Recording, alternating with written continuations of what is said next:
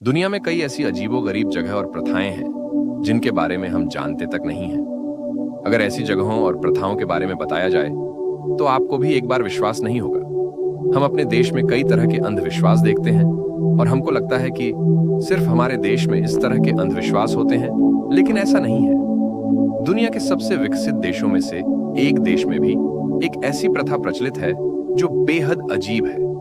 जी हाँ, यहाँ लड़कियां अगर मन्नत मांगने जाती हैं तो उनको अपनी ब्रा खोलनी पड़ती है। अगर आप ऐसे देश और इस अनोखी प्रथा के बारे में जानना चाहते हैं तो हम आपको बताते हैं। हमारे देश की बात करें तो यहाँ अपनी मुराद पूरी करने के लिए कोई मंदिरों पर माथा रगड़ता है तो कोई मीलों पैदल चलकर दर्शन करने आता है। सबका मकसद अपनी मन्नत पूरी करवाना होता है। वहीं विकसित कहे जाने वाले न्यूजीलैंड देश में भी कुछ अलग होता है। आपको सुनकर भले ही आश्चर्य होगा, लेकिन ये सच है।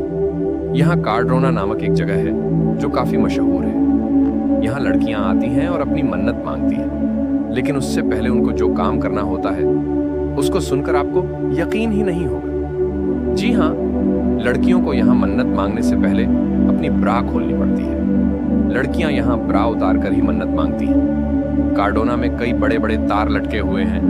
इन तारों में ही लड़कियों को पहले अपनी ब्रा उतार कर टांगनी होती है। इसके बाद ही वो यहाँ अपने दिल की मुराद मांगती है। इसकी वजह की बात करें तो यहाँ कई तरह की कहानियां सुनने को मिलती हैं। इनमें से सबसे प्रमुख मान्यता है कि ऐसा करने से उनको अपनी पसंद का जीवन साथी मिल जाता है। जी हाँ, यहाँ के लोग मानते हैं कि जो भी लड़की यहाँ अपनी ब्रा टांग कर मुराद मांगती है उसको मुराद पूरी होती है और उसको सच्चा लाइफ पार्टनर मिलता है।